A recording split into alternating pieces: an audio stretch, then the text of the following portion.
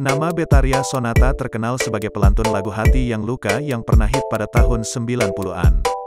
Kini Betharia Sonata tampil dengan menggunakan hijab. Penyanyi asal Bandung ini terlihat semakin cantik dan memesona saat mengenakan hijab.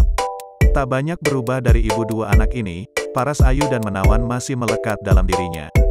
Lewat unggahan Instagram, Betharia Sonata sering sekali membagikan banyak momen indah.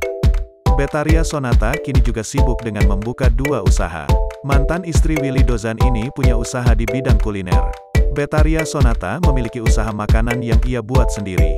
Selain usaha makanan, Betharia Sonata juga membuka usaha lain yaitu pakaian.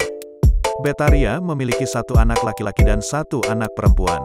Momen kebersamaan tersebut bahkan sering sekali dibagikan pada akun Instagram miliknya.